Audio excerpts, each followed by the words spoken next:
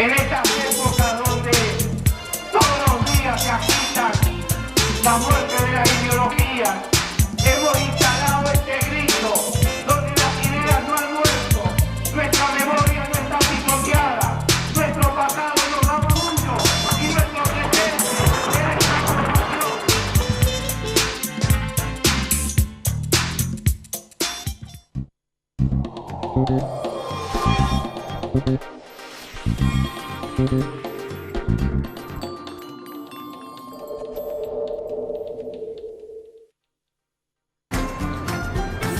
Créditos personales y tarjetas Credit Cop. Llegá a lo que querés con las condiciones más convenientes. ¿Tenés Credit Cop? Tenés quien te acompañe.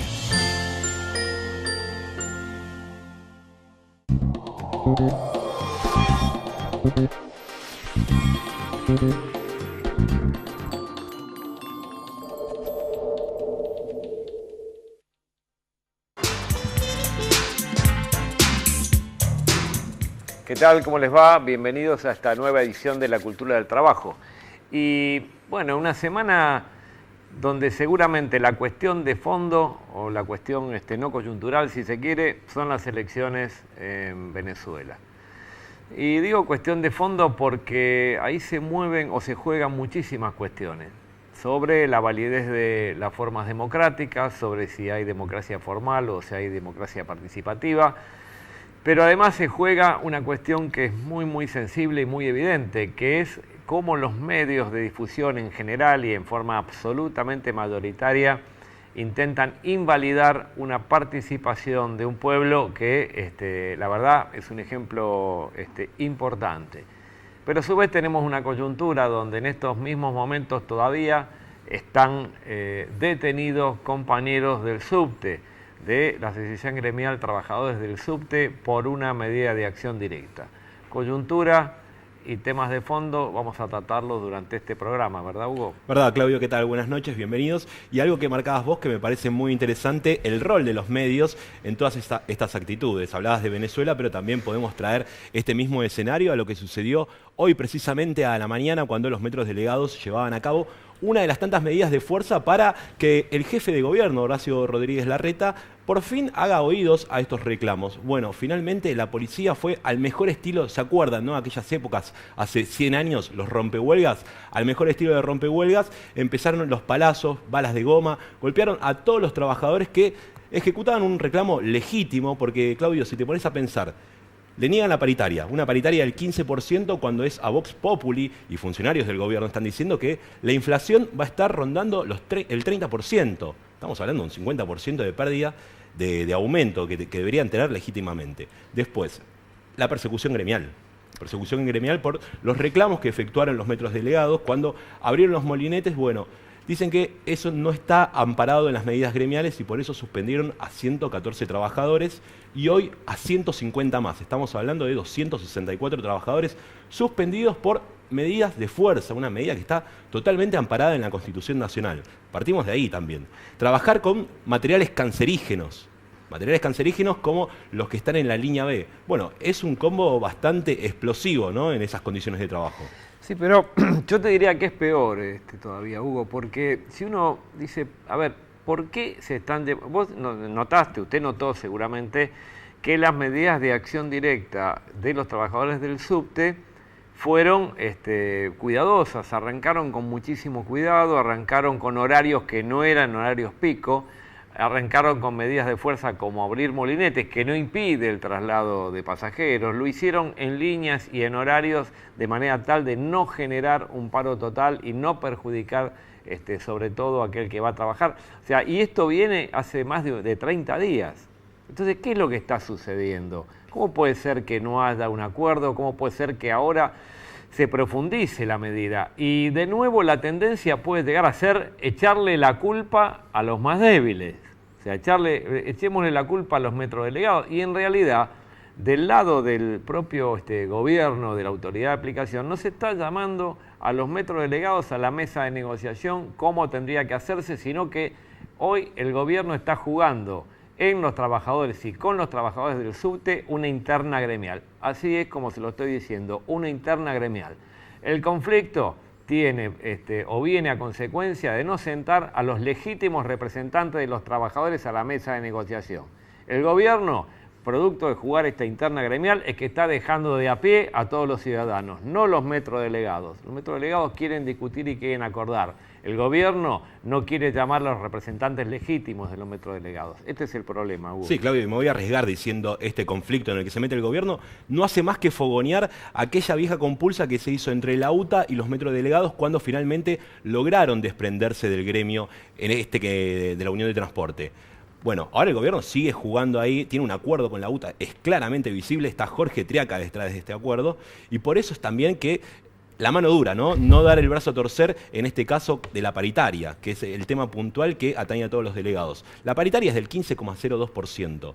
La UTA sí firmó esa paritaria, pero lo tenía que haber firmado Alberto Pianelli, que es el delegado general, el secretario general de la Asociación Gremial de Trabajadores del Subte y Premetro. Bueno, ahí está el tema de trasfondo que es estructural, me parece, en esta problemática, Claudio. Y mientras tanto, esperando al invitado del programa de hoy, porque entre otras cosas no ha podido llegar, no ha podido viajar a tiempo, y entonces, bueno, en la medida en que se vayan acercando el compañero hoy invitado para hacer un análisis político del tema Venezuela y también de la coyuntura, nosotros tenemos que decir que la elección en Venezuela fue una elección donde participó más de la mitad del padrón, que es una elección que no tiene carácter obligatorio, o sea, lo que hay que, sí, obligatoria la elección, lo que no es obligatorio es la participación.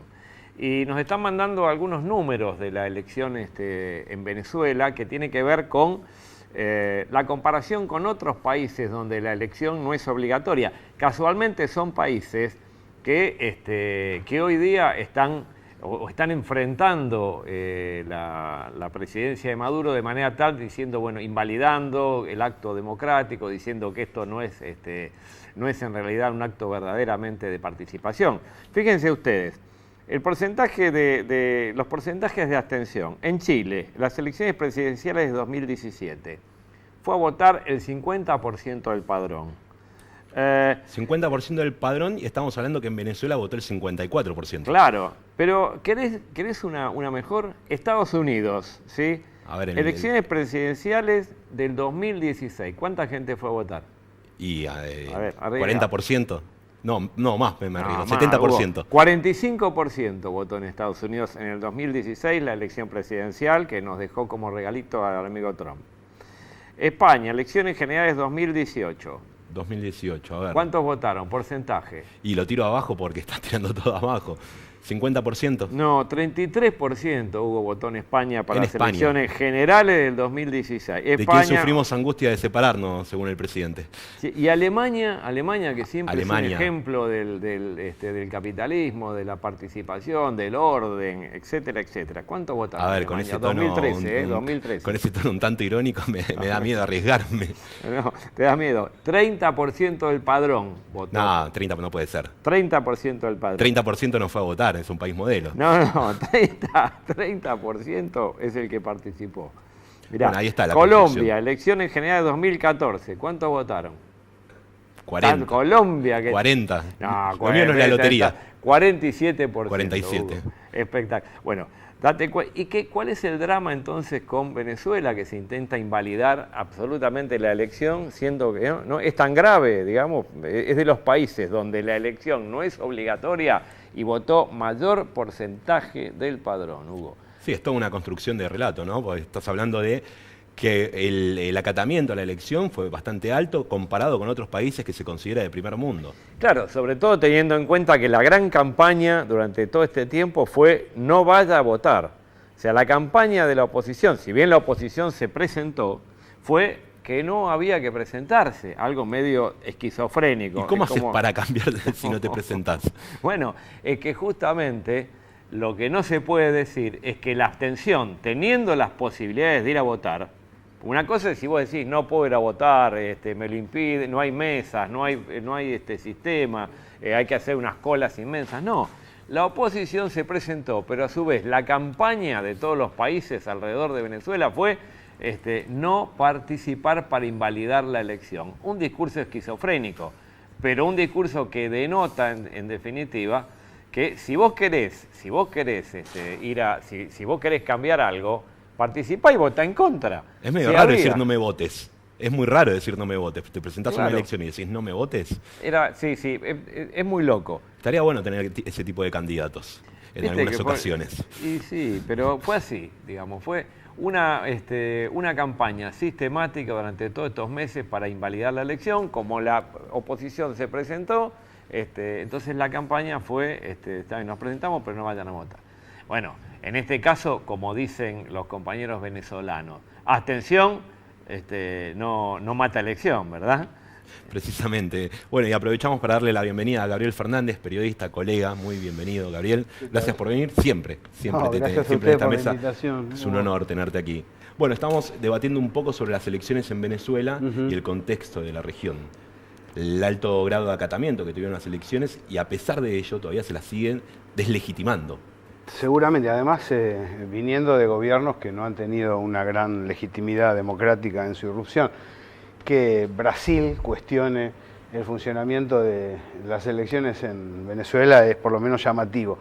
Es el país que más elecciones genuinas ha tenido, con un contralor internacional indudable, que ha permitido al pueblo bolivariano expresarse, y la diferencia que hay entre el primero y el segundo, en este caso, es lo suficientemente ostensible como para que las quejas, podríamos decir, queden de lado, se diluyan y existe una admisión de los logros, sobre todo porque se llega a esta elección después de tremendos embates económicos, propagandísticos y de violencia callejera, ¿no? Sí, exacto. No para descartar los desafíos que tiene Venezuela por delante. Uno de ellos es el tema industria, es decir, la transformación de un país de economía primaria a un industrial. Creo que ha tenido muchas dificultades en eso. Y otro es tomar en cuenta el grado de abstención. Ha habido una abstención importante, no superior a otras naciones de la región, pero importante. No, recién antes de que vos llegaras, teníamos algunos datos como las elecciones de Alemania en 2013, 30% de participación. En Estados Unidos participa el 25%. Estados Unidos, teníamos acá, bueno, Colombia sí, en las generales de 2014, 57%. España, 33% en la de 2016. O sea, el muerto se asusta el degollado acá, ¿no? Tal cual, tal cual. Pero esto que vos decías es muy importante, el esfuerzo que está haciendo Venezuela por salir de la monoproducción, que dicho sea de paso es el petróleo, ¿no? Pues hay que prácticamente la mayor producción de petróleo está yendo a Estados Unidos, y que Estados Unidos sigue recibiendo y sigue pagando, porque entre otras cosas la diferencia que vos tenés de flete entre la distancia de Estados Unidos a Venezuela, tenés que compararla contra Arabia viniendo por Mediterráneo o viniendo por doblando África, ¿no? O sea que el flete es enorme, el encarecimiento es inmenso. Sí, he estado en Venezuela la semana anterior y ahí nos estuvieron mostrando algunas franjas del Orinoco donde están generando una ganadería y un cultivo intensivo para poder generar alimentos, pues el 60% de los alimentos viene de Estados Unidos y el 35% de los medicamentos viene de Estados Unidos. Ahí le va la vida a Venezuela, como a todos los demás, en un renacer del UNASUR. Sobre todo que la Argentina y Brasil retomen un camino industrial, porque pueden amalgamar esfuerzos. La materia prima como petróleo de Venezuela, más el desarrollo industrial que han tenido Argentina y Brasil en la década reciente, son mancomunadamente aportes importantes para la integración de la región. Yo tengo la sensación que eso no es imposible, ¿no? Por cómo vemos por lo menos los segmentos de oposición crecientes tanto en Argentina como en Brasil. Vos decís que ahí ahí hay una matriz de economía complementaria con Venezuela. Sí, nosotros podríamos tranquilamente ser complementarios, cosa que no es sencilla hoy día en el mundo porque, bueno, hoy todo el mundo está produciendo sus alimentos, ¿no? Nosotros podríamos proveer en forma interesante de alimentos a Venezuela. En realidad, las economías que crecen son industriales. Los que apuestan al capital financiero pierden, Europa se hunde y nadie dice nada. El país sigue dándole consejos a todo el mundo cómo no caer en el populismo, mientras ellos ven derrapar su producción industrial en beneficio de la canalización de recursos desde Lehman Brothers para acá al sector financiero. En realidad China, Rusia, los BRICS, Irán son las naciones que están creciendo. Y eso quiere hacer Estados Unidos, cerrar puertas para desarrollar la producción industrial interna. Los que hemos desertado de este proceso a través de una economía rentística somos Argentina y Brasil, que estamos quedando afuera del mundo, no entrando, como se dice, ¿no? Pero aún así, Gabriel, no hay de alguna manera, no quiero decir un revival, ¿no? Pero sí no hay una revisión por parte de estos programas de carácter liberal o neoliberal en relación a reconsiderar el rol del Estado. No están empezando a reconsiderar el rol del Estado y en realidad no estamos nosotros desfasados en una política a ultranza de bicicleta financiera. Hoy yo no veo que en el mundo planteen seriamente que con la bicicleta financiera se puede ir a algún lado, como estamos haciendo acá, ¿no? No, el rol rector del Estado en China, en Alemania, en Gran Bretaña, en Rusia, en Irán, es muy importante, en las economías crecientes. Ahora, porque uno dice, bueno, es decir, hay un error de apreciación.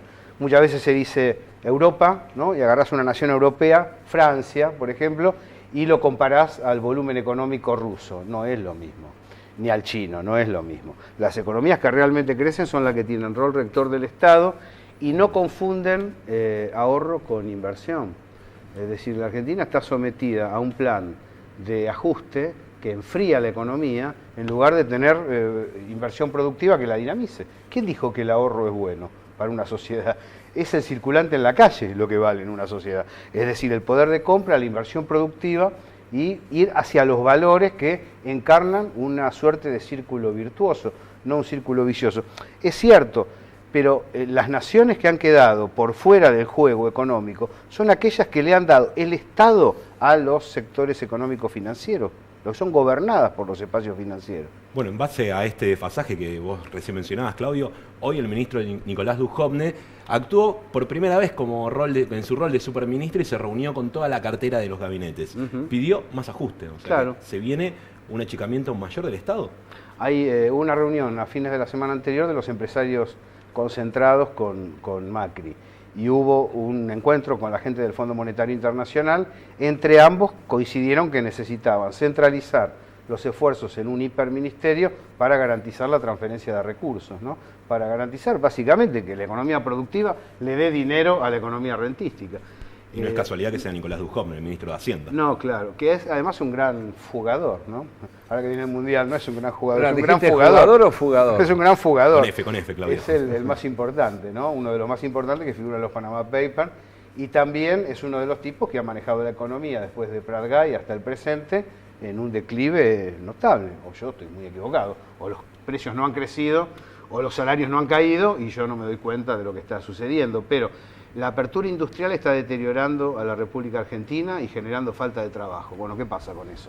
¿Cuál es la opción a ese tipo de economía? Yo creo que el acuerdo fue con los empresarios concentrados que están esperando dar golpes de mercado atizados entre los 2 meses venideros y comienzos del año que viene, y después van a hacer la plancha para presentar una economía equilibrada antes de las elecciones. Ese es el nivel de colaboración que le están dando al macrismo. ¿El ajuste solamente se agota en el Estado? El ajuste que propone el FMI, porque todavía no lo conocemos. Claro, es la transferencia de recursos integral, no solo en el Estado, es cierto. Sí, sí. Porque cuando vos le quitas poder de compra al trabajador de la curtiembre, al metalúrgico, al gráfico, vos lo que estás haciendo es transferir recursos. Esa gente, aun cuando sea del sector privado, deja su plata en beneficio de la renta. Y de aquellos sectores industriales que lideran el mercado interno tienen colchón y además tienen buena parte de sus ahorros puestos en el exterior. Me están avisando que lo están trasladando al Hospital Argerich a Néstor Segovia, secretario adjunto de la Asociación Gremial de Trabajadores del Subte, que estaba y está todavía detenido por la represión que se ejerció hoy sobre los trabajadores del subte. Por supuesto, hacemos responsables a las autoridades de la salud de Néstor y nos solidarizamos desde este programa y con la presencia de nuestros compañeros en la puerta de los lugares donde siguen compañeros del subte detenidos. pero hacemos responsable a las autoridades por la salud de Néstor Segovia, que está siendo trasladado al hospital Argerich. Bueno, estaremos atentos, Claudio, a ver qué pasa con Néstor Segovia. Recordemos, hoy, protesta del subte que terminó en un escándalo por parte del gobierno de la ciudad, pegando a mansalva a todos los trabajadores. Comparto, Claudio, todo lo que decís. Creo que hay que remarcar que la responsabilidad es del que impide el desarrollo de una protesta legítima, que ni siquiera estaba afectando al usuario, Es decir, en general eran protestas de molinete abierto, más de exigencia de negociaciones que de medidas de fuerza. Creo que hay que tomarlo en cuenta. Lo decíamos en la apertura del programa, justamente esto es absoluta responsabilidad del poder político, la situación que se está generando con los trabajadores del subte. Y ya a esta altura es un capricho por parte de aquel que está decidiendo que no se negocie con los legítimos representantes de los trabajadores. Pregúntele usted, señor usuario, al poder político, al gobierno, ¿por qué no anda el subte? No se lo pregunte a los metrodelegados, porque no tienen la culpa de eso. Y creo que en este sentido, Gabriel, ¿cómo ves la situación de coyuntura? Es la situación no saldada, obviamente, ¿no? Está hilvanado con lo que hablábamos, porque vos habrás visto la reunión del lunes del movimiento obrero y las organizaciones sociales y la multisectorial fue muy importante. Así es. Creo que marca un hito, un antes y un después, en consonancia con otros encuentros muy, muy cercanos, muy colectivos, pero creo que lo del 25 va a ser trascendente y que se ha iniciado un camino de unidad del movimiento obrero que debería darle el ejemplo al movimiento político, ¿no? Nacional, popular. Porque tengo la sensación que si vos ves ¿Estás diciendo que no tiene rumbo? Claro, porque vos ves la mesa que estaba reunida acordando cuestionar aspectos centrales del plan económico, como los que mencionábamos recién. Y todos sabemos que ahí había enfrentamientos históricos entre tantos de los dirigentes presentes y muchos militantes que podrían haber pasado a primer plano. Los dejaron a segundo plano y dijeron, bueno, estamos de acuerdo en esto, vamos para adelante con esto.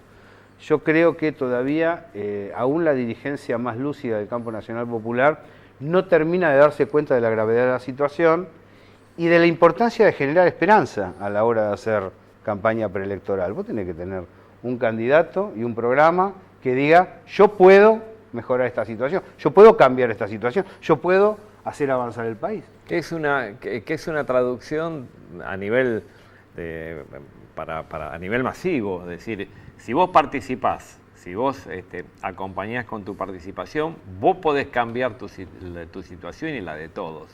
Es generar una posibilidad real, cierta, que implique que todo el mundo participe, no los militantes solamente, sino que la gente entienda que el accionar colectivo, el accionar social puede transformar la realidad para algo mejor. Esa magia, digamos, o ese dato, si se quiere, no magia, ese dato, nosotros lo tenemos que presentar con cómo se hace, cuándo se hace, ¿no? Y con quién se hace.